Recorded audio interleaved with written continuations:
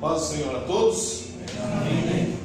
Vamos ficar em pé, vamos fazer uma oração ao Senhor. Que Deus já venha nos abençoar nesta noite, que a gente possa compreender um pouco mais das Escrituras Sagradas. Amém? Oremos ao Senhor. Querido Deus e eterno Senhor, nós te agradecemos, louvamos o teu nome, Jesus, pela oportunidade que temos, Senhor, de estarmos na tua casa e podemos aprender da tua palavra.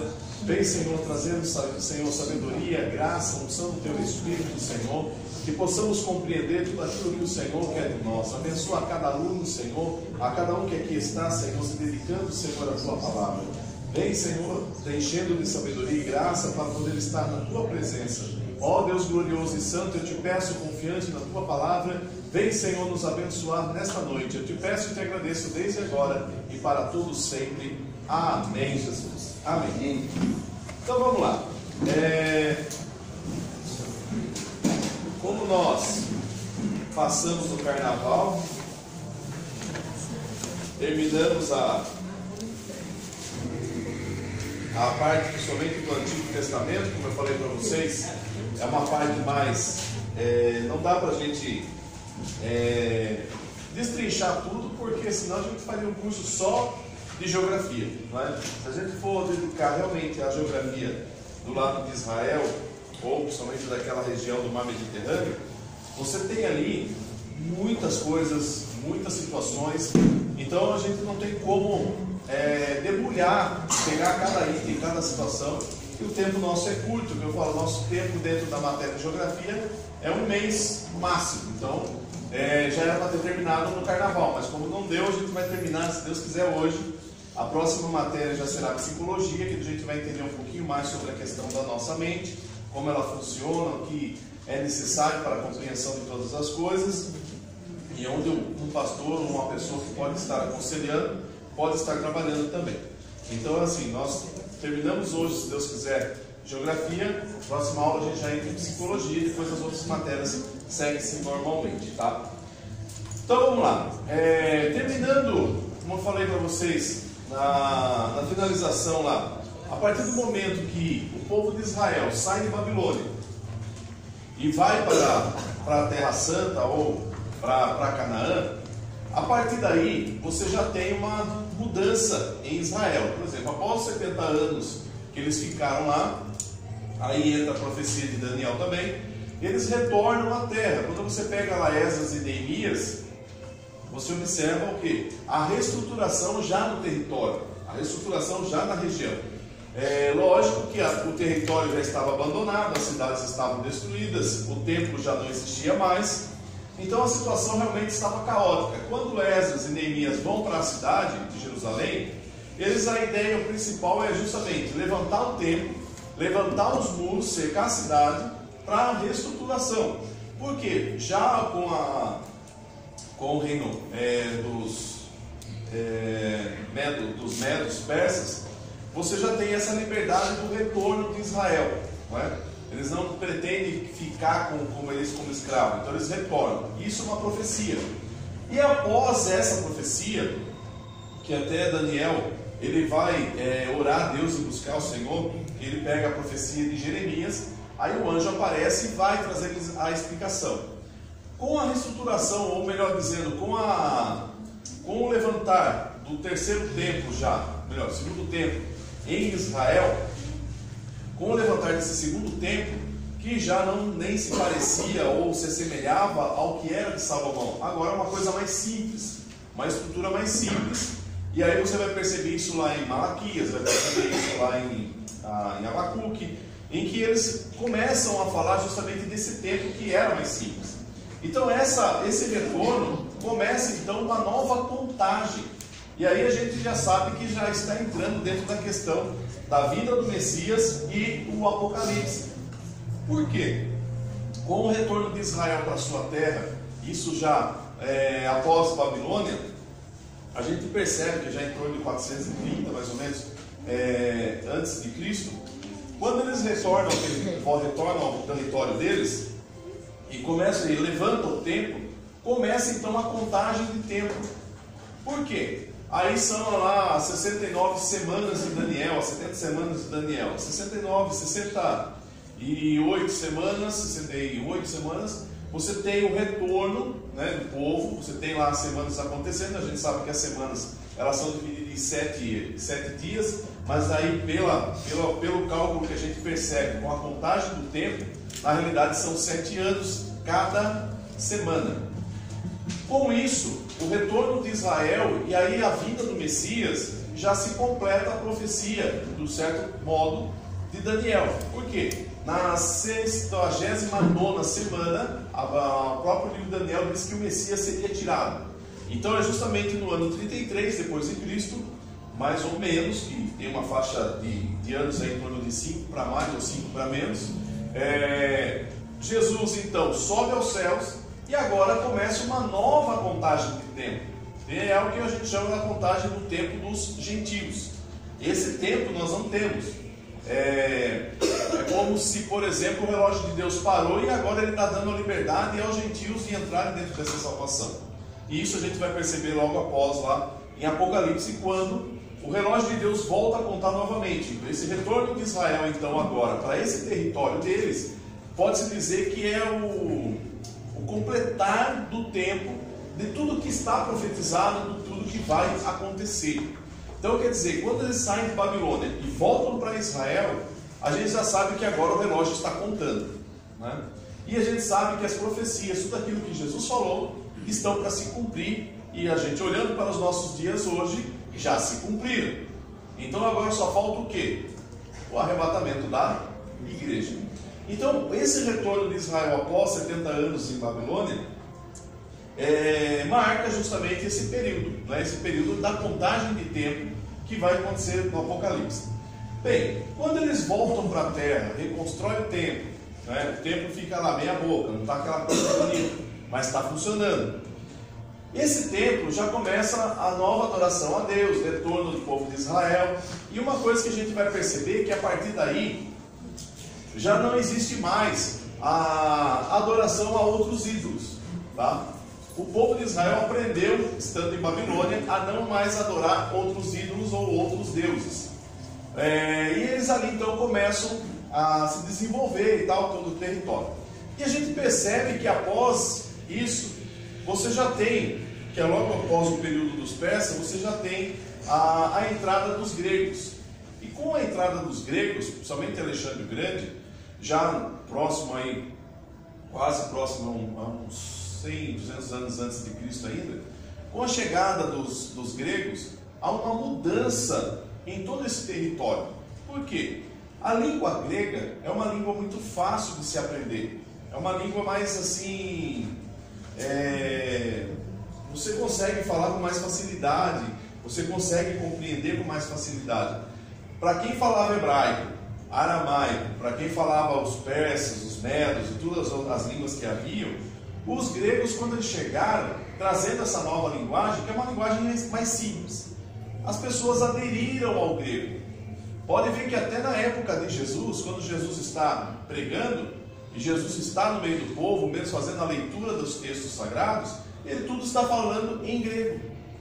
Por quê? O aramaico era a linguagem do meio do povo, mas a linguagem escrita e o que era falada, principalmente para a linguagem universal, seria o grego.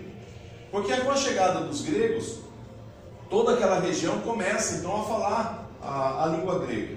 Que os gregos eles eram assim, o pensamento dos gregos, como ele já vem de uma base filosófica, eles acreditavam que através da sabedoria você conseguiria alcançar a perfeição. Então qual era o pensamento? Você conseguia adquirir todo o conhecimento de todas as culturas, de todas as regiões, de cada povo, de cada sabedoria de cada lugar. Com isso você conseguiria ter um conhecimento melhor. Lógico que com as invasões eles começam a dominar alguns povos e eles davam a liberdade religiosa, porque como eles já adoravam vários deuses, para eles não mudou muita coisa. Então chegava, por exemplo, chegou no território de Israel, eles adoram a Jeová, beleza, continua adorando Jeová.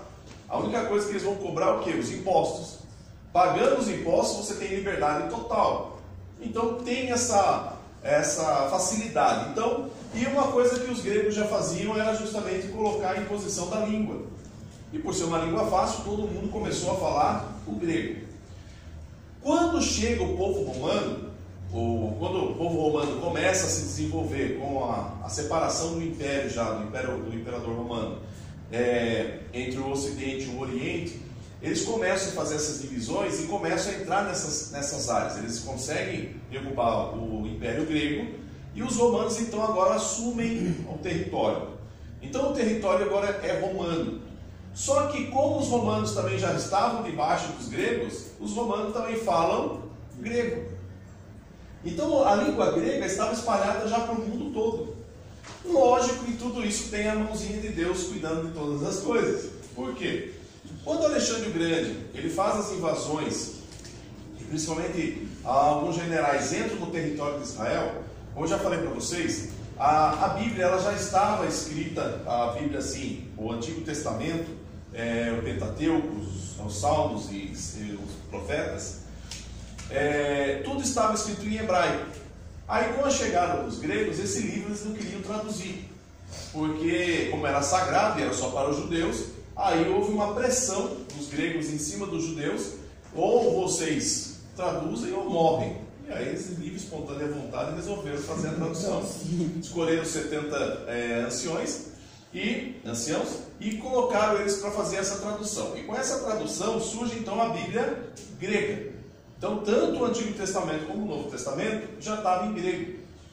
Quando Jesus chega, quando Jesus aparece pregando a palavra, a Bíblia que eles já usavam, a Bíblia que eu falo já é os rolos, os pergaminhos, tá? Já na época de João, o Evangelho de João, a gente já percebe que já são livros, né? Mas eram papiros que já eram escritos. Então, já principalmente na sinagoga, quando Jesus abre o rolo, principalmente lá na sinagoga, quando ele vai fazer a leitura do livro do profeta Isaías, já é grego.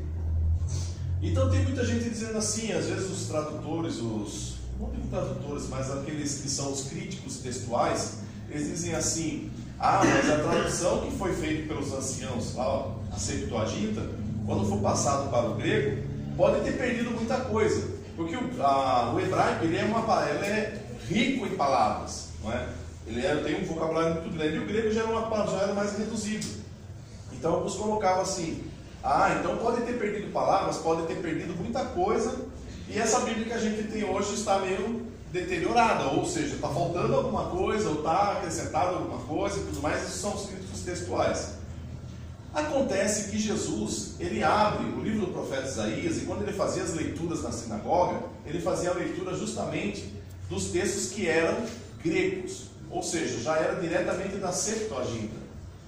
Lógico que dentro do templo ainda existia os livros sagrados também ainda escritos em hebraico, mas Jesus fazia as leituras em grego. E em algum momento vocês veem Jesus criticando o texto, falando, não, isso aqui não fui eu que mandei escrever, está errado, alguém copiou errado. Você vê alguma coisa assim?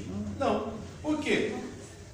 Ou seja, Jesus estava utilizando a palavra da forma que ela foi traduzida, não é? E para ele, conhecedor de tudo, poderia questionar, ou mesmo falar, isso aqui está errado, não podemos aceitar esse livro, vamos pegar só o hebraico. Aí sim nós podemos dizer que tinha uma mudança. Mas Jesus utilizou e nunca teve problema. Tá? Então o que acontece? Como o grego já estava difundido, e a Bíblia já estava, falo Bíblia, já é o Antigo Testamento.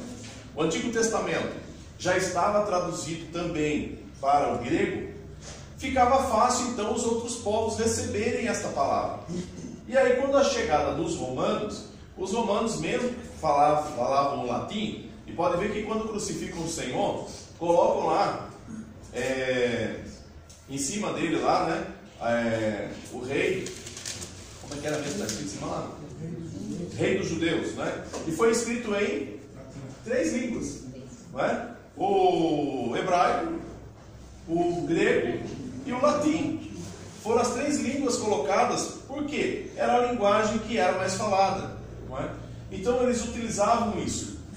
Então a partir do momento em que o grego está se tornando, e mesmo os romanos chegando, eles também falavam o grego, um exemplo disso seria os vendedores da época, Como, por exemplo, o Pedro, que era pescador, que era comerciante, os comerciantes daquela época, eles tinham que falar pelo menos 3 línguas. Então eles tinham que falar o hebraico, que eles iam para o templo. Falava o grego, porque era a linguagem comercial, que se fazia negócio com o mundo todo. E o latim, que era a linguagem justamente dos romanos. Então, se eu tinha alguma coisa referente à lei, ou resolver algum problema, ou alguma solução na questão de direito, isso eu tinha que fazer em latim. Agora, comercial, grego. E no templo eu falava o hebraico. Só que no meio do povo judeu se falava, ainda por cima, o aramaico. Então, quer dizer, 4 línguas eram faladas naquela época. Porque quando você vê assim, vocês ficam imaginando um lugar comercial com gente de todo lugar, de todo mundo, e várias línguas falando ao mesmo tempo. Não é à toa que quando veio o Pentecoste, cada um começa a falar assim, mas estão falando a minha língua. E eles estavam todos aonde? Em Israel. Então era um centro comercial, um local onde você tinha muitas multidões de vários países falando várias línguas. Mas essas 4 eram as primordiais. Deu para entender? Com a chegada dos romanos, o romano então, ele faz a invasão a Israel, até o general quando invade, ele mata um porco no templo dos judeus e fazem eles comerem, os sacerdotes comerem carne de porco, sabendo que os judeus não comiam porcos, e eles fazem os judeus comerem. Então isso cria uma revolta, uma situação ruim. E aí, para as negociações depois da invasão, o próprio imperador coloca Herodes no poder, e ele então vai fazer esse intercâmbio entre o povo judeu com o povo romano. Como que ele quer fazer o povo judeu pagar impostos, sabendo que está agora sob o domínio dos romanos? O que ele faz? Ele consegue a autorização do império para poder levantar o templo, porque o templo já tinha sido destruído. Então agora levanta-se o 3º templo. Aquele templo lá de Esdras e Neemias já foi derrubado já com a chegada dos romanos. E aí, para ter uma maior liberdade, ele, conversando com os imperadores, ele acerta de fazer a reconstrução do templo, que levou mais de 40 anos. E esse templo agora é levantado, logicamente que maior do que do rei Salomão, mas não tinha a mesma riqueza, mas também maior do que era lá de Esdras e Neemias. Com isso, com essa chegada desse templo, de levantar esse templo, o povo de Israel agora se torna mais unido. E o Herodes consegue tirar do povo mais impostos e consegue ter uma liberdade um pouco maior religiosa dentro do país. Então o que acontece? Todo aquele território que eu já estava falando para vocês, de Israel, mesmo com a sua volta para esse território, antes de nós chegarmos já no tempo de Jesus, quando chega já no tempo dos romanos, toda essa era a região agora de Jerusalém. Então, a partir de agora, Jerusalém vai ser agora o foco para todas as coisas. Ou seja, a região da Judéia, toda a região dos territórios aí, vai ser o foco do quê? De uma promessa que já foi feita lá atrás. Que promessa é essa? Da chegada do Messias. E o Messias vai nascer aonde? Aonde ele vai nascer? Em Belém do Pará. Não, né? Belém da onde? De Judá. Onde está Belém? Aqui. Então aqui está Belém, próximo ao mar Morto. Onde está o mar da Galileia? A gente fala assim, é longe, mas essa região é menor que pode-se dizer que o estado de São Paulo. Então é um país pequeno. Então, para você atravessar de um lado para o outro, principalmente que são elevações, montanhas e tudo mais, mas as distâncias não eram tão gigantescas assim, tá? Porque às vezes a gente fica imaginando que, eu acho que a maior distância que você poderia ter seria, vamos pensar daqui, ó, de Jericó lá para Nínive, você tem em torno aí de 600 quilômetros. E é lá daquele outro lado. Mas no pé 2 é longe, hein, pastor? Não, mas eles foram a pé, né? E quando Nabucodonosor pegou todo mundo e falou: não, agora vocês vão embora. Enquanto eles iam montados nos animais, os outros iam tudo a pé. Lógico que haviam paradas no meio do caminho, tá, gente? Senão fosse diretão, não dava. Não é? São 600 quilômetros. Daqui ao Rio de Janeiro, dá isso? Ribeirão Preto. Ribeirão Preto? É longe, mas assim. Mas nós estamos falando, ó, aqui Jericó, do outro lado seria basicamente Nínive. As outras cidades aqui são próximas. É tipo Sorocaba, Votorantim, São Paulo, vamos falar de Pirapora, são regiões próximas. Lógico que levavam dias de caminhada, tá? Um pouco mais rápido através de animais, tá? Mas de outra forma, às vezes você fica imaginando, mas dava para ir de cavalo? O cavalo era caro. Era o Uber mais caro que tinha. Você comprava lá no Egito. Os melhores cavalos eram no Egito. Os imperadores utilizavam cavalos. Mas o território de Israel, principalmente, era jumento, camelo, bois, que eles utilizavam nessa região, tá? Então agora o foco vai ficar em todo esse lugar. Ou seja, é por onde agora Jesus vai fazer a sua obra, fazer a sua estadia aí, tá? Então vamos lá. Vamos lá para Mateus capítulo 2.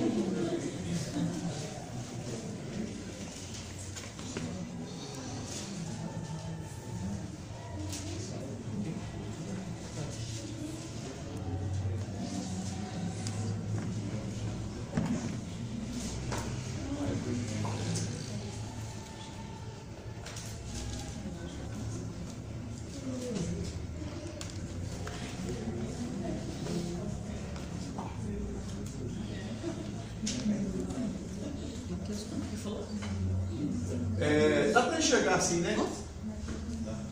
Dá para enxergar assim? Ou paga mais uma só? Dá, né? Porque quando eu amprio, ele volta lá no início. Aí fica difícil. Então vamos lá. Capítulo 2 aí, no verso de número 13. Sempre de inovadores. Só para você ler, né?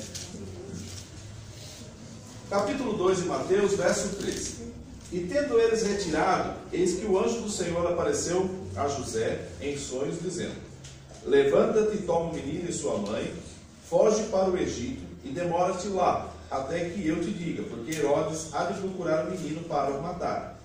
E levantando-se, ele tomou o menino e sua mãe de noite e foi para o Egito. Então, vamos acabar com nós agora. Ou seja, Jesus nasceu, aí vocês conhecem a história, né? Vocês já passaram pelo Natal faz pouco tempo, então agora vocês já sabem a história. Jesus nasceu, após o nascimento, basicamente, os reis magos, quando eles vão fazer a visita a Jesus, alguns teólogos colocam que possivelmente o Messias já deveria estar em torno de 3 a 5 anos de idade. Não era um recém-nascido, tá? Possivelmente já era uma criança já um pouco maior, já quase que desmamando já. Então, a partir desse momento que os reis magos vão fazer a visita a ele, o rei Herodes já está esperto.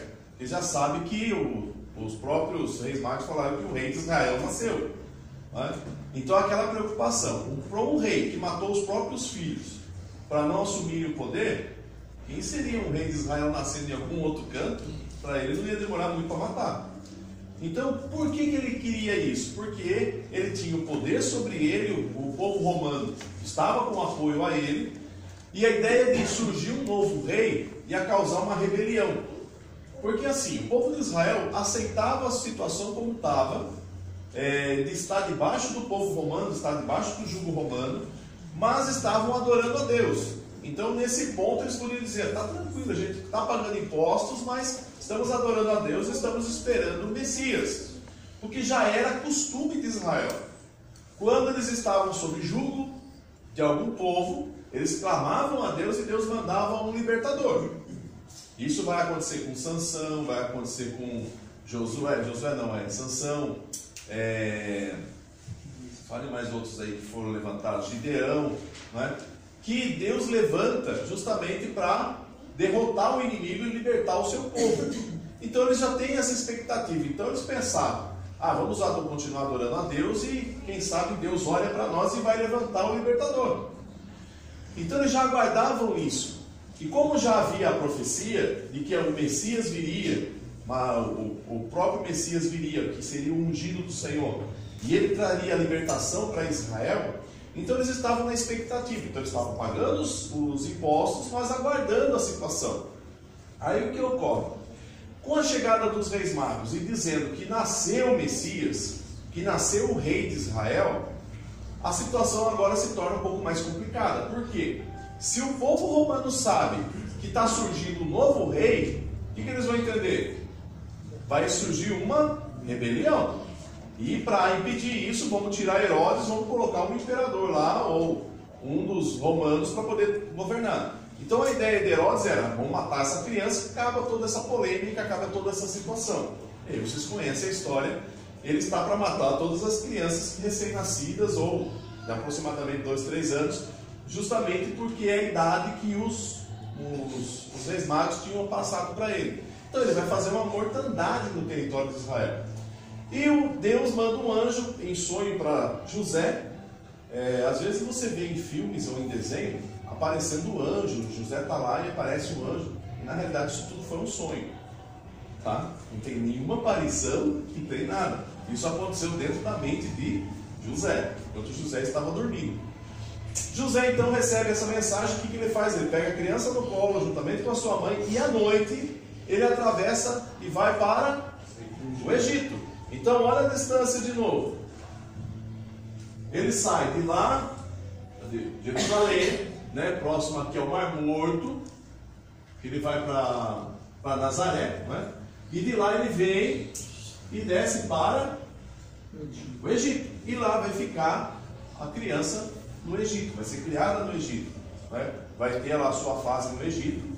Aí você vai falar assim: mas e agora? Eles falavam outra língua, lembra que eu falei para vocês? O grego universal. Então você falando o grego, você podia partir para qualquer lugar desse território. Não é à toa que quando lá em Romanos, o próprio Paulo fala que esse evangelho já tinha sido pregado no mundo todo, não é uma mentira. Por quê? Porque na época já do apóstolo Paulo e dos apóstolos, quando eles começam a pregar o evangelho, eles começam a espalhar o evangelho por todo o território do mar Mediterrâneo. Para eles seria o mundo todo e aquela região. Ou seja, então, quer dizer, o evangelho começou a ser pregado em todos os lugares ali do mar Mediterrâneo. Então, em qualquer lugar que você fosse encontrar um grupo de cristãos já falando do evangelho. Então, quer dizer, a facilidade, não é? Porque a partir do momento que Cristo vem, após a sua morte e ressurreição, começa a perseguição da igreja. A igreja se espalha. Então quem tinha livro, ou quem tinha um testamento, ou o Antigo Testamento, ou parte dele, ou parte de alguma carta, já levava junto. E como já estava em grego, todo mundo falava grego. Ficava fácil fazerem cópias. Então é justamente por isso que eu falo que Deus estava no controle de tudo. Que o mundo falava grego. Agora entrega uma Bíblia em grego e todo mundo copia, o mundo todo vai ficar sabendo sobre Deus. Então já era um propósito do quê? Do evangelho ser espalhado para o mundo todo. Lógico que para cá ainda a gente está falando do que Guarani e olha lá mais. E aí o que acontece? Então ele vai para o Egito, justamente, que é uma profecia, esperando até a morte de Herodes. Quando o Herodes morre, ele retorna, tá? Bem, aí agora nós vamos lá para Mateus capítulo 8. Morre Herodes pai. Oi? Ele tem 2 Herodes, certo? Sim. Morre Herodes pai. Morre Herodes pai e fica o outro descendente dele. Mateus capítulo 8.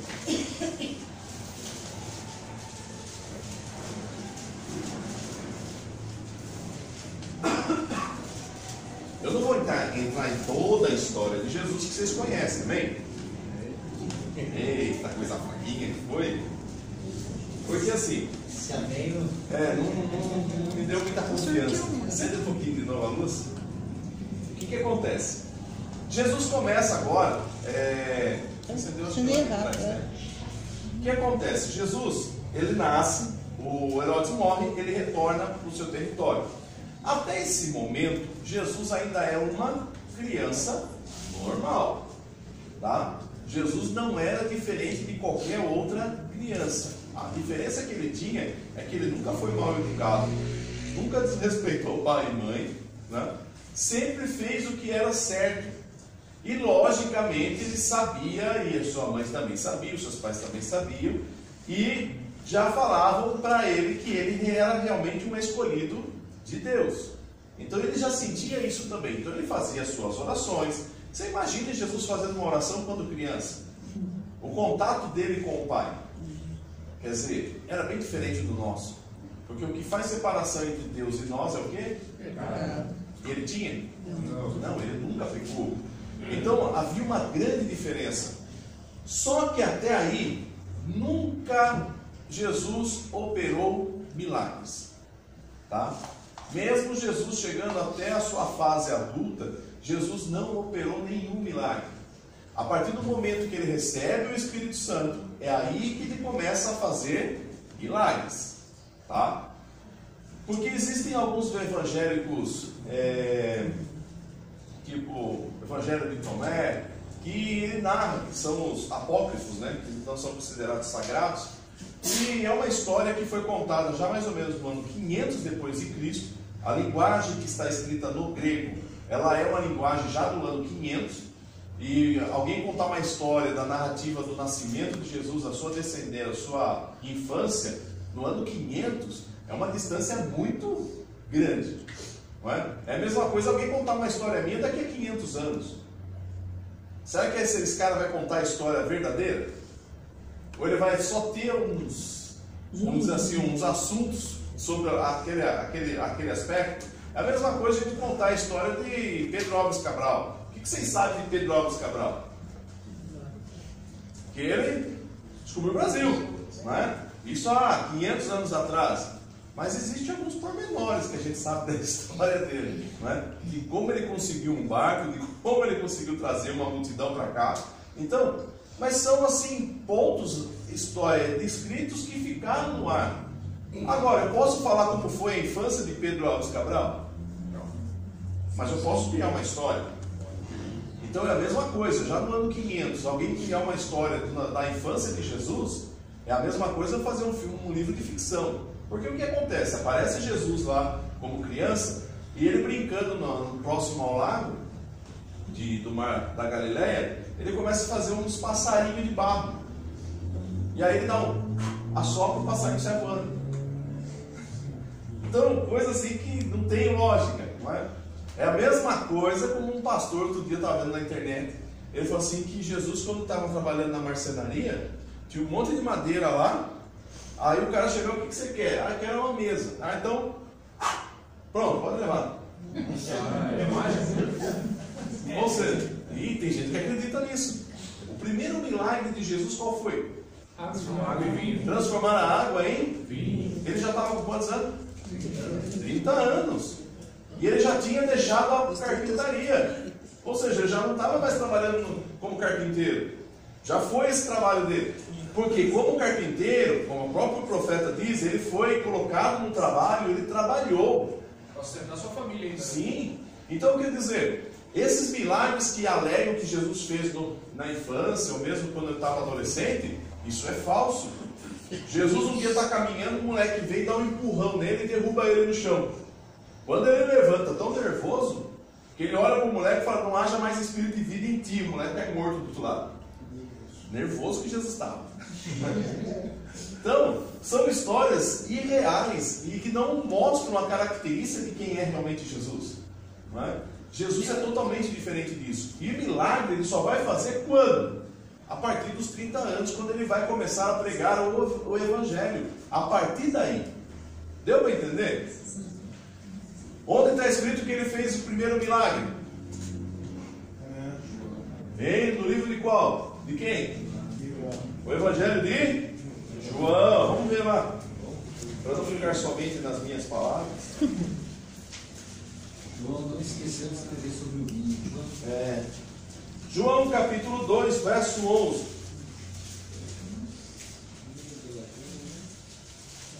Jesus, acharam aí? Jesus principiou os seus sinais em Caná da Galileia. Em Caná da Galileia. E manifestou a sua glória aos seus discípulos credentes. Quer dizer, Jesus principiou, ou seja, foi o primeiro milagre. Tanto isso é real que olha lá no Evangelho ainda de João, no capítulo 4, verso 54, quando Jesus cura o filho de um oficial do rei. E Jesus fez este Segundo milagre. quando ia da Judéia para Galileia. Deu para entender? Então o primeiro milagre foi transformar a água em vinho. O segundo, ele curou aquela criança, o filho do oficial do rei. Ou seja, o que ocorreu antes, Jesus era um homem comum, Jesus era um homem normal, Jesus era uma criança, teve a sua infância, teve que estudar, teve que ir para a escola, mesmo com 12 anos ele já tinha que decorar pelo menos o Pentateuco, que é uma criança judaica, ela tem que decorar o Pentateuco. O sacerdote ele toma conta, depois ele chama a criança, para ele poder se tornar adulto, ele tem que saber partes do Pentateuco, que são os 5 primeiros livros nossos da Bíblia, decora. Então o sacerdote cita os versos e ele espera que a criança fale e decore. Igualzinho os nossos filhos quando aprenderam a palavra. Não é? Igualzinho nós também que conhecemos a palavra, decore salteado. Né? Não é? Vamos lá, qual é o Salmo 103 mesmo? Que é bom ter a palavra na mão, né? Hoje está no celular, fica mais fácil, né? Que a gente escondeu no coração, ainda bem difícil de achar. Está escondidinho. Então, assim, Jesus teve que passar por tudo isso. Ele teve uma infância normal, lógico que ele se destacava. Isso é bem claro, isso é bem lógico. A partir do momento que tem uma criança que tem um conhecimento, não digo conhecimento assim externo, mas um conhecimento dentro da palavra, conhecimento do que ele está aprendendo, ele tinha uma característica melhor. Se fosse fazer prova com Jesus, ele tirava 10 em tudo. Em tudo. 10 com estrelinha. E ainda se fosse na ginástica, ou se levasse ele para fazer as competições olímpicas que já havia na Grécia, ele ganhava medalha de ouro em tudo. Só que não era medalha, ele ganhava aquele louro na cabeça. Então, ou seja, porque ele estava com 100% da sua capacidade mental e 100% da sua capacidade corporal, material. Ou seja, ele era um homem perfeito, uma criança perfeita. Deu para entender? Alguma coisa Jesus poderia fazer como homem ou como criança, que poderia se até pensar como uma questão de milagre, porque nós não teríamos essa capacidade. Mas Jesus sempre procurou ser uma criança normal. Tá? Pode ver que o apóstolo Paulo ele diz lá que haja em vós o mesmo sentimento, isso lá em Filipenses, né? Ou seja, e Jesus não teve por usurpação ser igual a Deus, mas ele se aniquilou, ele se fez homem. Então ele estava aqui como homem. Jesus estava aqui como homem. Ele não estava aqui como Deus. Muita gente coloca, não, mas é 100% homem, 100% Deus. Não, ele estava 100% homem. Senão, Filipenses, nós temos que arrancar da Bíblia. Porque ele se aniquilou para se tornar um homem. Ele era Deus e deixou de ser Deus para ser um homem. Deu para entender? Agora, tem uma grande diferença quando ele começa a pregar o Evangelho. Primeira coisa que ele faz, ele vai até o rio Que é o rio? Jordão. Jordão. Agora, olha que interessante que é o mapa.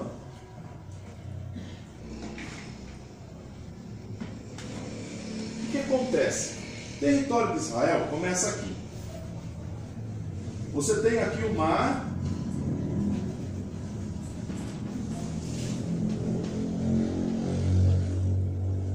O mar Mediterrâneo. Vocês estão vendo lá que tem toda aquela lateral esquerda aqui, tá vendo?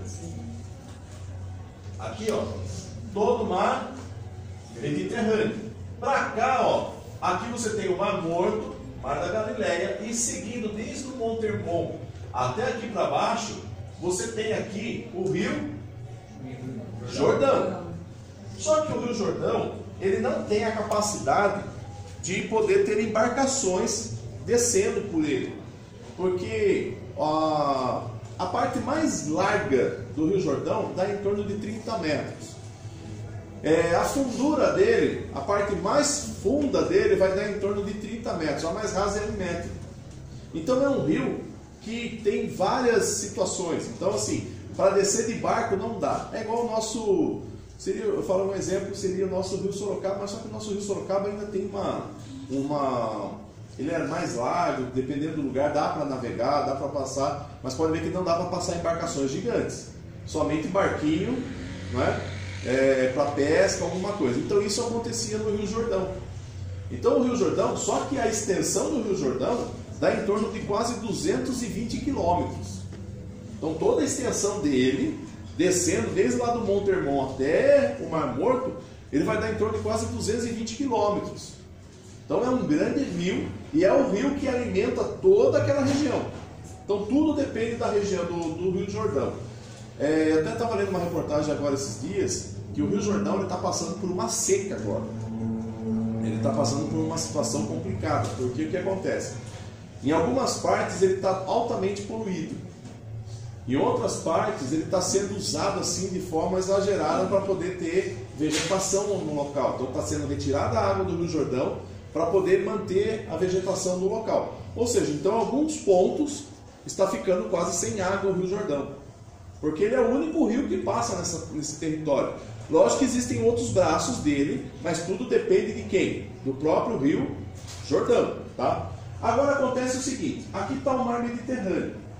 Você tem a elevação do território. Então basicamente é assim, ó. O território de Israel, ele fica basicamente em torno de quase 200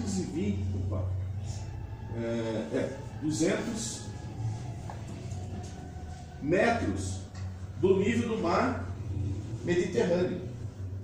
Quando você tem aqui o Mar da Galileia, ele fica quase 200 metros, então ele está mais abaixo.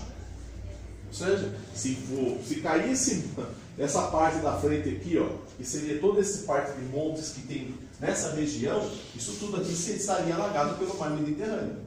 Por quê? Porque ele é mais baixo. O que mantém o mar Mediterrâneo afastado é essa região montanhosa que tem nesse território aqui, beirando todo o mar. Então ele mantém. Então você tem 200 metros abaixo.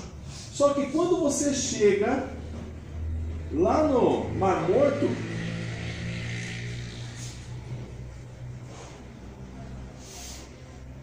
você já tem quase 400 metros de distância do mar Mediterrâneo. Profundidade. Tá? De profundidade. Ou seja, então essa região, ela é montanhosa, só que ela também está indo cada vez mais em declive. E o Rio Jordão, ele começa, não é, lá no Monte Hermon e vem descendo toda essa região e vai até o Mar Morto. Tá? Então, o que ocorre nesse local? O Rio Jordão, ele é, vamos dizer assim, aquele que alimenta toda essa região aí. E por estar tão poluído, e mesmo assim, os cristãos ainda estão indo lá para se batizar. Traz a garrafinha na água do Jordão. Isso. Gente, que diferença tem a água do Rio Jordão para a nossa? A nossa deve ser melhor, porque ela está poluída. Está poluído lá, né? O nosso aqui também não está tão... Qual o preço? Preço, né? E daí as pessoas falam assim, não, mas aquelas são as águas que Jesus se banhou, né? Mas já foi faz tempo a água, né? Gente, a água, ela flui. Não tem como, não é?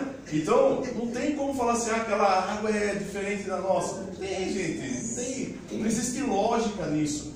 E pior de tudo, tem gente que batizado aqui, quando chega lá, batiza de novo. Mas então daí não vai para o céu, né? Aí já é outra coisa.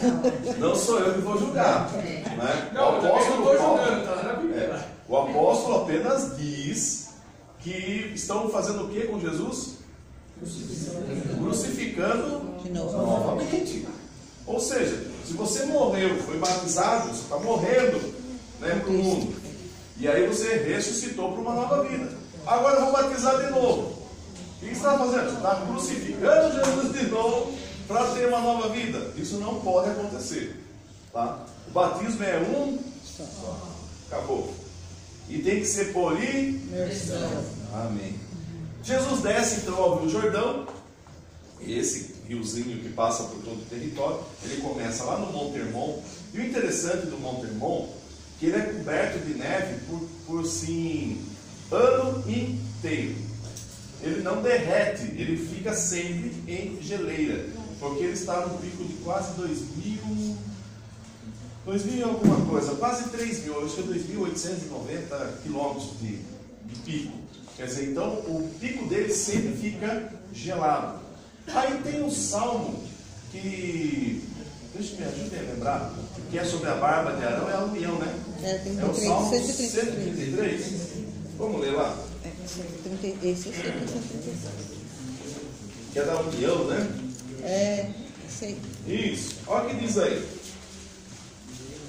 Salmo 133, do verso 1.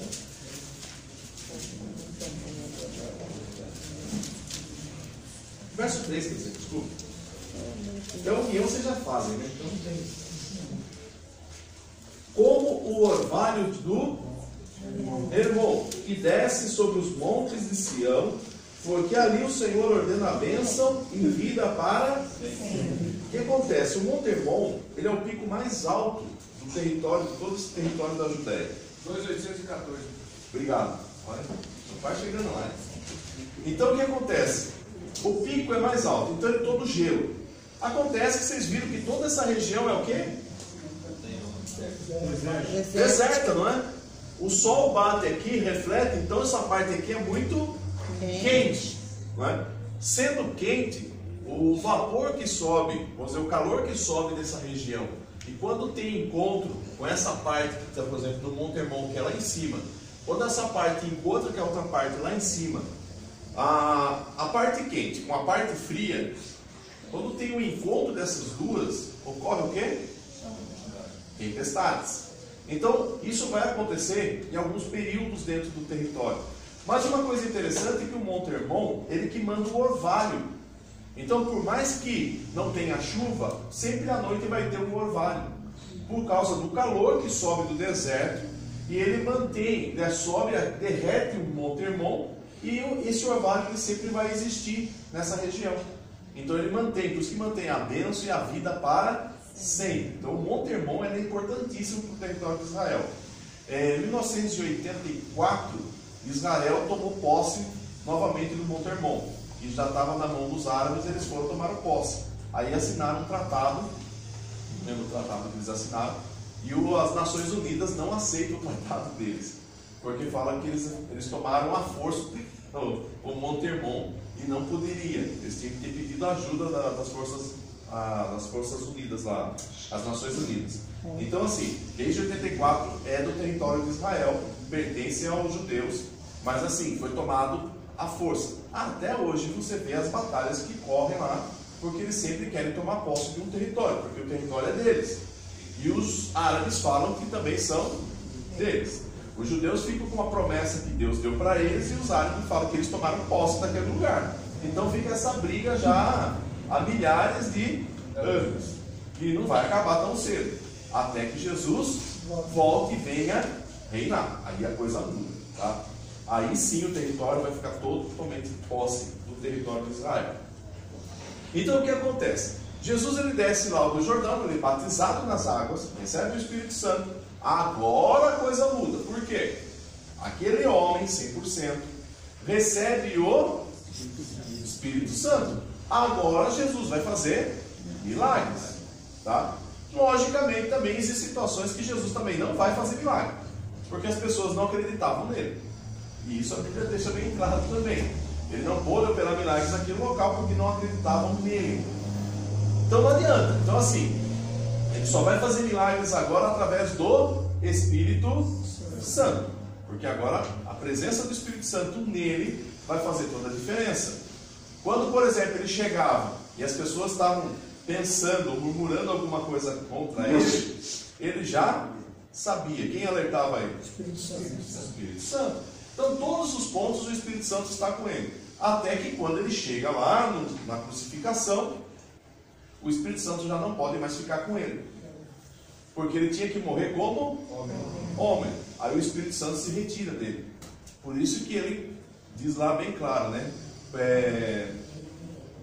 Por que me abandonaste? Ele clama ao Pai e diz: por que me abandonaste? Porque o Espírito Santo se retirou dele. E agora ele tem que terminar a obra sozinho. Tá? Então assim, Jesus ele fez todos os sinais e milagres justamente por causa do Espírito Santo. Ok? Lógico que existem algumas coisas que ele fez como homem. Tá? Como ele tinha 100% da sua capacidade, ele poderia fazer. Mas vamos lá. Eu estava lendo uma reportagem um pastor fez uma pregação escrita, e ele escreveu o seguinte, que Jesus, quando subiu no monte da transfiguração, Jesus subiu no Monte Hermon, né? E aí nesse Monte Hermon, que ele sobe lá na geleira para se transfigurar para os apóstolos. A Bíblia não fala isso, tá? A Bíblia não fala qual foi o monte que Jesus subiu. A Bíblia só fala que ele subiu no monte. Agora, qual foi o monte? Ninguém sabe. Alguns alegam que talvez tenha sido o Monte Negro, mas só que não existe confirmação ou prova que possa dizer que foi lá. Mas a questão não é nem o monte. O que importa é justamente o que ele fez, que foi a transfiguração, que ele transformou-se de homem como ele estava, ele recebeu aquela glória que ele tinha com o Pai. E agora o próprio Moisés e Elias podiam identificá-lo, ok? Vamos lá para o capítulo 8 de Mateus. Jesus está fazendo milagres, está fazendo maravilhas.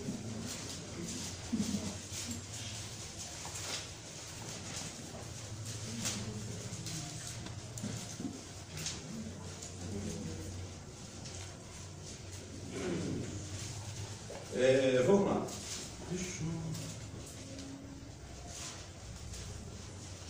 Vai aparecer. Vamos ler aí Mateus capítulo 8, verso 23.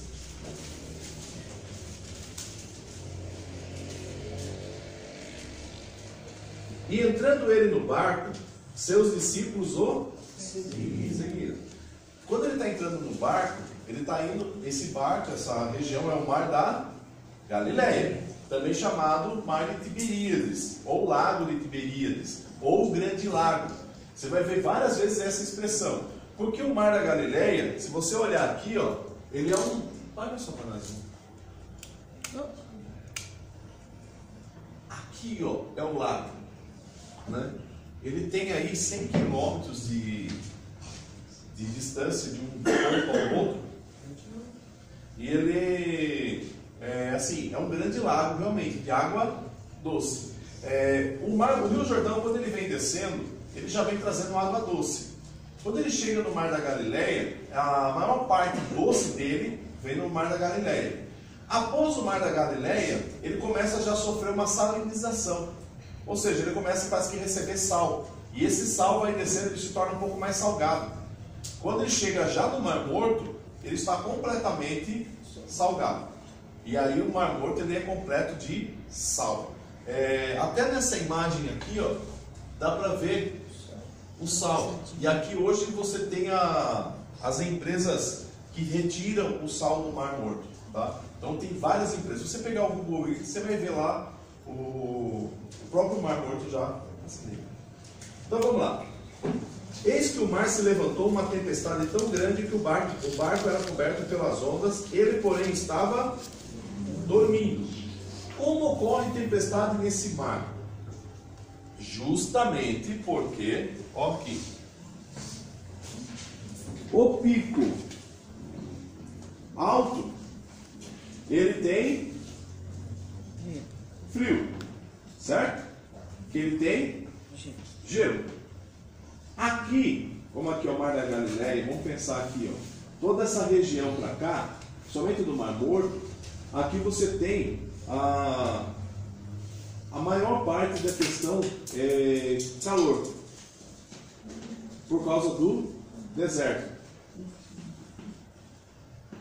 Então o vapor que sobe do Mar Morto é quente, tá? Então subindo aqui do Mar Morto, aqui o ar quente, e subindo aqui o ar frio.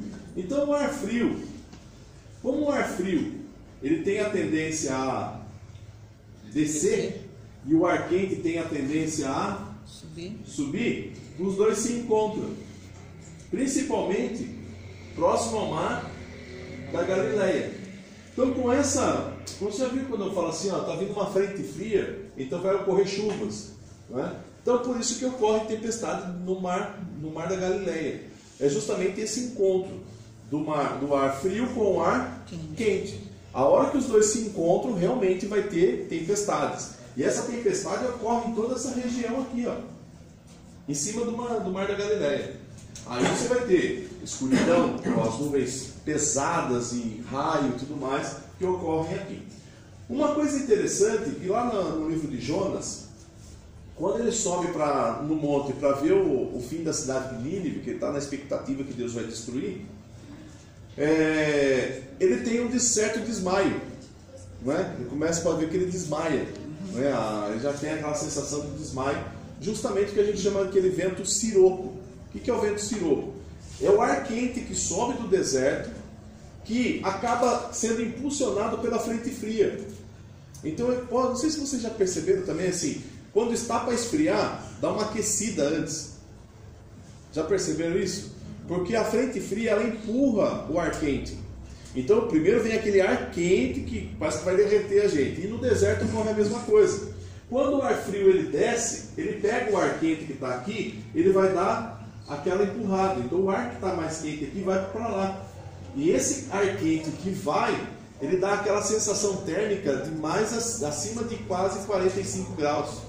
Então, aí a sensação de perder a pressão e a pressão cair, e aí ocorreu o desmaio, tá? Então, por isso que o Mar da Galileia, ele tem muita tempestade. Para ver que era só Jesus entrar no barco que tem tempestade, não é? E não é assim na vida da gente também? É só ele entrar no nosso barco, entrar na nossa vida, haja tempestade, não é?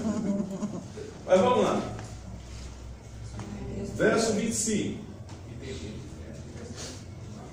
E os seus discípulos aproximaram-se despertando, dizendo: Senhor, salva-nos que perecemos.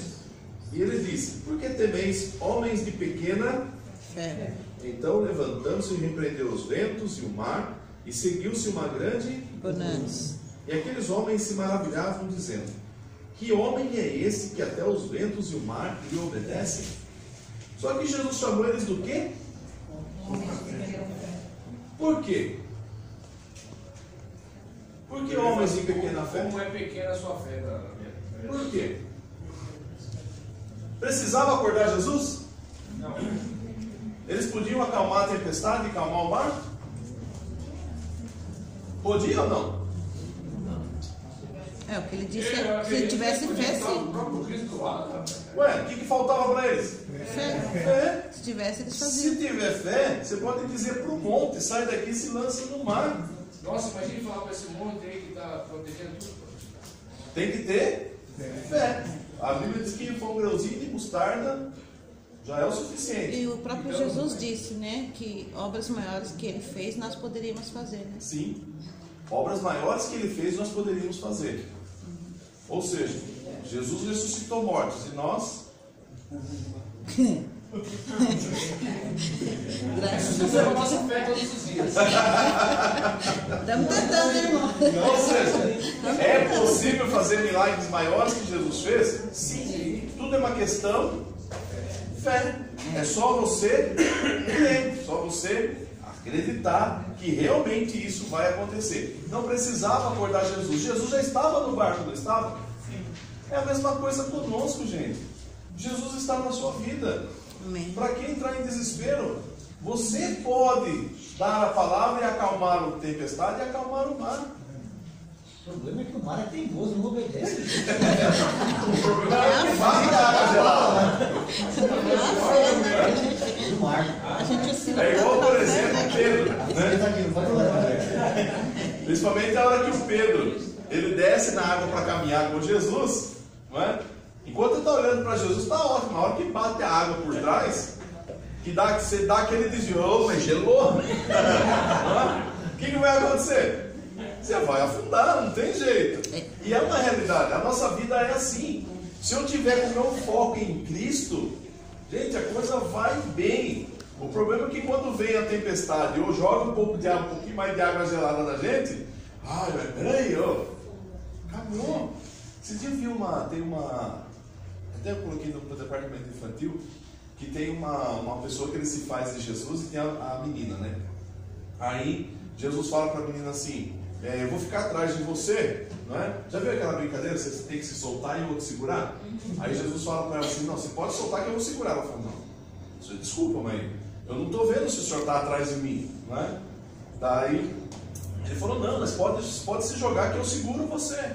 E ela fica naquela e Jesus está falando para ela: não, pode se jogar, pastor, eu estou atrás de você, pode se jogar. Até que ela aceita e se joga. No que ela aceita e se joga, Jesus pega e ela fica feliz na vida. Então ela começa a se jogar, né? E Jesus segurando, falando: tá ótimo. Aí Jesus fala assim: então agora você vai fazer o seguinte: você vai se jogar de novo, só que agora não para trás. Você vai se jogar para frente. E eu vou continuar aqui atrás. E eu falo para você que eu te seguro. E aí? Que enquanto você está sabendo que Jesus está ali, está fácil, você se joga. Mas agora Jesus não está ali, você não está vendo ele. Você vai se jogar para frente? É a mesma coisa, a nossa fé é provada dessa forma. Enquanto você está tendo aquele, vamos dizer assim, início espiritual com Deus, que você vê as coisas acontecerem, está maravilhoso. Mas na hora que você se vê sozinho, a gente esquece que Jesus está conosco. E a gente perde um pouco dessa fé. E a gente precisa focar nele, saber que ele cuida. Por isso que ele diz: homens de pequena fé. Eles tinham a capacidade de acalmar a tempestade. Era só clamar ou pedir, tudo iria acontecer. Mas não, tiveram que acordar Jesus, né? E outro ponto: deixaram Jesus para fazer o que no barco? Nada. Porque eles eram homens de pesca, não é? Homens que cuidavam do barco. Então, se alguém ia puxar a vela, alguém já tinha prática. Quem sabe Jesus chegou até no timão, né? Não no timão, esse não chega perto, né? Então, mas vamos lá, chegou no timão, aí o Pedro podia dizer: não, Senhor, essa parte aqui pode ser que eu cuido, isso aqui eu manjo. Aí ele vai lá no leme, vai sentar lá no leme, chega o Tiago, seja lá quem for: ô Senhor, deixa que o leme aqui, quem segura sou eu que vou guiar. Aí Jesus vai para a corda para tentar, sabe, puxar a âncora, alguma coisa, né? Alguém: não, Senhor, deixa aí que isso aqui é manjo. Beleza. Vai para a corda da vela: não, deixa isso aqui. O que sobrou para Jesus? Dormir. Então eu vou dormir. Mas já que vocês sabem fazer tudo, eu vou dormir. Que beleza, né? Vocês entenderam? Já que vocês sabem fazer tudo, vocês sabem cuidar de tudo, vocês acham que podem tudo, ótimo, ele vai tirar um cochilo e deixa por sua conta.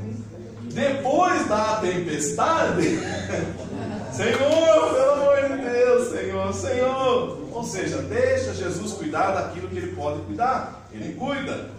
Só que às vezes nós não queremos deixar. Tá? Então, Jesus entra nesse mar da Galileia, ele atravessa o mar, ou seja, ele está saindo de uma região, tá? Onde está Gadara? Tá?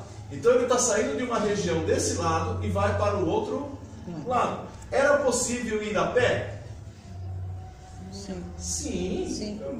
Possivelmente sim. É que aí não dá para ver direito, mas acho que no mapa de vocês, deixa eu ver se tem aqui. Aqui andou 600. É possível você atravessar a pé. Se você pegar o relevo da Palestina aí, ou terra de Israel nos tempos de Jesus, tem mapinha aí? Acharam aí o Mar da Galileia? Partiu comprar uma Bíblia com mapa agora. Né? Ó, essa aqui tem os mapinhas aqui do lado e está dividido as regiões. Aqui você tem o Mar da Galileia, ó. O maior que você vê azul é o Mar Morto. E aqui o Mar da Galileia é menorzinho. Você vê que é possível atravessar isso a pé. Alguns teólogos alegam que quando Jesus faz o milagre da multiplicação, ele entra no barco, na realidade os discípulos entraram no barco para atravessar. E Jesus vai no meio da caminhada na água e encontra com eles no meio do lago. Certo? Quando está tendo a tempestade, Jesus aparece andando por cima das águas. E vai para o outro lado. Algumas pessoas entraram nos barcos que tinham e também foram para o outro lado. E alguns teólogos dizem assim, mas a multidão mesmo poderia atravessar a pé a volta do Mar da Galileia para chegar onde Jesus chegou. Acontece que quando Jesus desce e vai fazer o seu sermão, a multidão chega. Já tinha as pessoas que vieram de barco e a outra multidão que veio a pé. Aí só que todo mundo chegou a ele com um propósito, crendo que ele era o Messias. Não estava com fome. Não, que ele era padeiro, sabia fazer pão, né? Multiplicava pão. Ou seja, havia um interesse atrás de Jesus. Né? Totalmente Jesus ama, diferente né? de hoje. Totalmente. Ninguém hoje vai atrás de Jesus por interesse. Querendo pão. Querendo pão, resolver problema, cura, né, milagre, nada disso. As pessoas vão porque ele realmente é Deus e nós temos que adorá-lo, temos que servi-lo. Não é assim? Meu Deus. Por isso que entrar no céu não vai ser fácil. Mas vamos lá. Ele vai para o outro lado. Quando ele chega do outro lado, verso 28, do capítulo 8 de Mateus. E tendo chegado à outra margem, a província dos Gadarenos, saíram-lhe ao encontro 2 endemoniados, vindo do sepulcro. Tão ferozes eram que ninguém podia passar por aquele caminho. Eis que clamaram dizendo: que temos nós contigo, Jesus, Filho de Deus? Vieste aqui atormentar-nos antes do tempo? Quer dizer que eles sabem então que existe um tempo. E andavam pastando diante deles uma manada de muitos porcos. Ou vara, né? Que manada não é de elefante, mas também serve para porcos. E os demônios rogaram-lhe dizendo: se nos expulsa, permite-nos que entremos naquela manada de porcos. E eles lhe disseram: ide.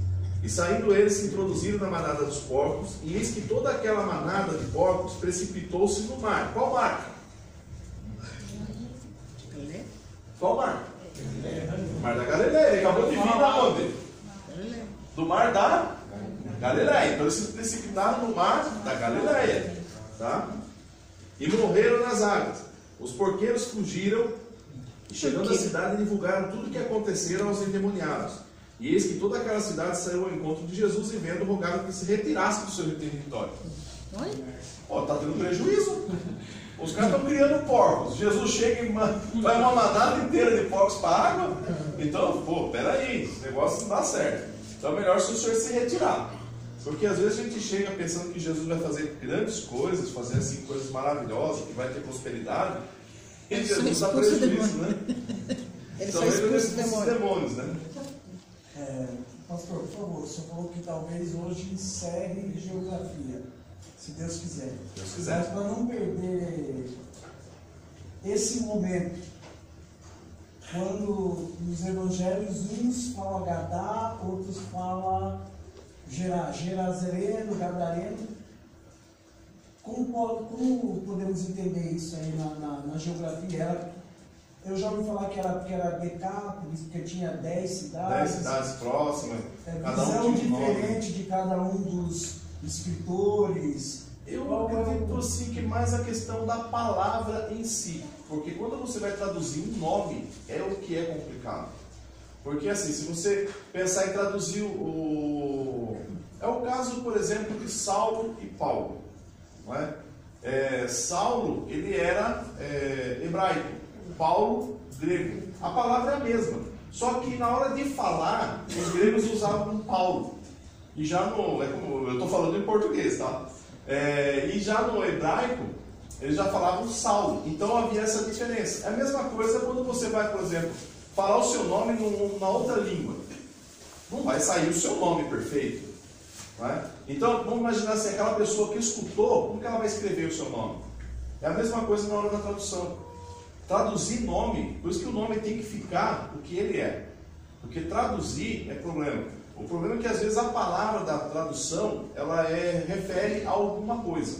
Tipo, Galileia. Galileia quer dizer circuito. Então, seria circuito.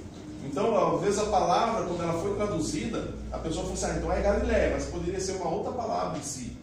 Mas assim, esses nomes nessa questão, não vejo assim, problemas ou dificuldades dentro de entender o contexto bíblico. Né? Por questões apenas de nome, que nome realmente é complicado. Quando a gente fala em questão de traduzir o nome, fica difícil. É a mesma coisa, você vai falar Marcelo em inglês. O cara não vai falar Marcelo em inglês de jeito nenhum, da forma que se fala, né? O nosso português. É igual Pedro, vai falar Pedro lá em inglês. Eles chamam como? Peter. Aí Peter não é Pedro? É o Pedro, só que houve uma certa tradução na palavra, né? Então, e isso não deveria acontecer. O seu nome é o seu nome, acabou. Né? A mesma coisa Jesus. Jesus, o pessoal faz uma confusão, porque é Yeshua, é Jesus, é Josué, então fica aquela, não, mas porque era o próprio Josué, e a Yeshua, a gente tem que chamar de Yeshua, e não Jesus, porque era Iesus, né, porque no grego ele vem Iesus.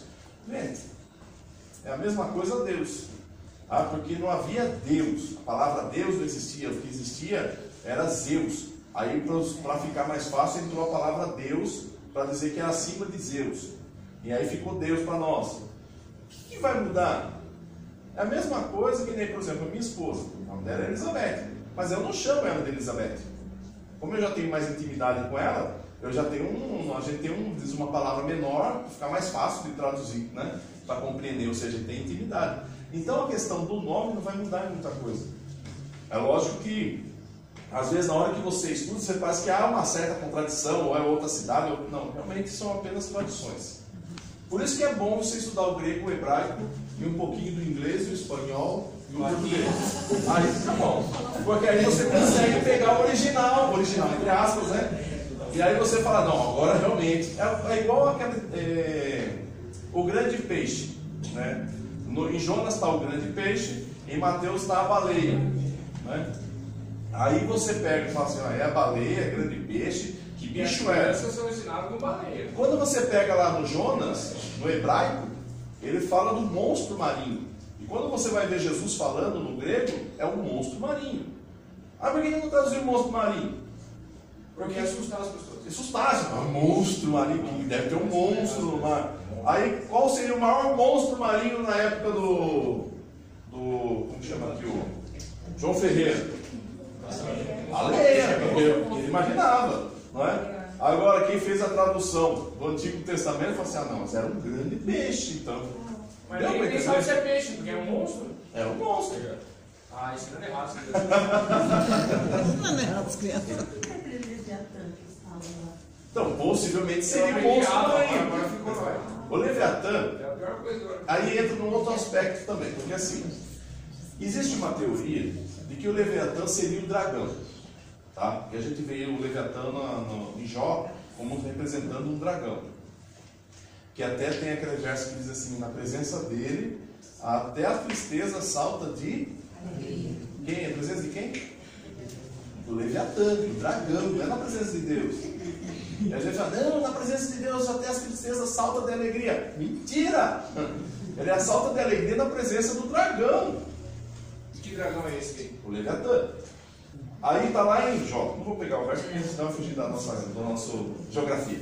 Aí o que ocorre? Começou agora. Havia as três situações. O dragão, pode ver que a gente tem referências de história de dragões na Inglaterra, no povo nórdico, na China. E assim, são histórias e lendas que contaram no passado sobre esses tipos de animais que existiram.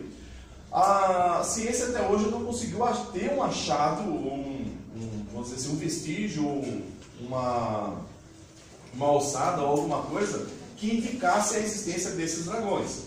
Quando a gente olha o Leviatã, a gente percebe que ele é um dragão, porque ele solta fogo pela boca, não é? E já tem até eu estava assistindo uma reportagem que assim, os cientistas acreditam que haviam 3 tipos de dragões. Tinha o dragão que ficava no mar, tinha o dragão que ficava no rio e tinha o dragão que ficava na terra. Eles eram todos parentes, só que cada um se adaptou no seu território.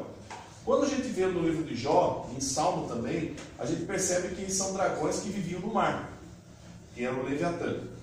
E esse Leviatã afundava embarcações e as escamas dele, nenhuma arma conseguia penetrá-la. Armas da época, tá? Que era flecha e lança. Não vamos imaginar, chegar com a metralhadora, uma bomba atômica, eu acho que destruiria o bichinho. Mas, naquela época, lança e tal, essas armas não tinham poder de matá-lo. Então, assim, possivelmente haviam esses 3 tipos de dragões. E alguns falam assim, mas é possível o dragão expelir fogo? Aí eu vi uma reportagem, acho que foi até na Discovery, um cientista falando o seguinte, que já existem animais que são capazes disso, que eles comem, por exemplo, carne podre, né, de putrefação, que já está em podridão. Você tem o metano. Qualquer faísca é capaz de soltar fogo. Então aí eles imaginavam o seguinte, que seria possível ele ter a capacidade de armazenar esse metano, por ter comido carne podre, e com pedras na boca, ele fazia a faísca e soprar. Então era possível ele fazer o fogo acontecer. Então, é um pensamento assim meio avoado, mas se a Bíblia fala que ele soltava fogo, e pela Bíblia fala, ele realmente existiu. Então, e a gente vê lendas e histórias dos outros povos que também mostram esse dragão. Só que a gente não tem vestígio, mas eu creio que ele existiu. Poderia ser o dragão que engoliu o Jonas? Poderia. É possível também. Era um monstro pré-histórico? É possível. Como por exemplo tem aquele monstro do Lago Ness. Já ouviram falar a lenda do monstro do Lago Ness? Foi encontrado um bicho semelhante àquele no território de Israel, um achado arqueológico de um tipo daquele de estorossauro, acho que é o nome, que foi encontrado naquela região.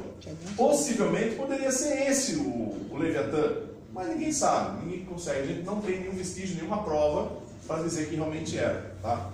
Entendido até aí? Então os porcos, a partir daí, se jogam no mar da Galileia. Outra, cuidado com algumas pregações por aí, e tem um tal de Feliciano aí que falou que os demônios gostam da água, eles vivem na água. E por isso que procura o homem, porque o homem é quase 90% água. E quando entraram nos porcos, pode ver que eles entraram tudo dentro da água. Ó, isso que é teoria maravilhosa. E não tem nada a ver, a gente percebe que são espíritos vagantes. Né? Desde aquela história do passado que eles tinham corpos e hoje eles procuram corpos, tá? E eles só podem mudar de corpos quando Deus permite. Pode ver que eles pediram autorização para Jesus, senão eles mesmo podiam ter entrado. Coitados por mim, né? Perderam fazer aquela feijoada, já era, né? Já foi a feijoada. Ou seja, vamos tomar um café e a gente já volta.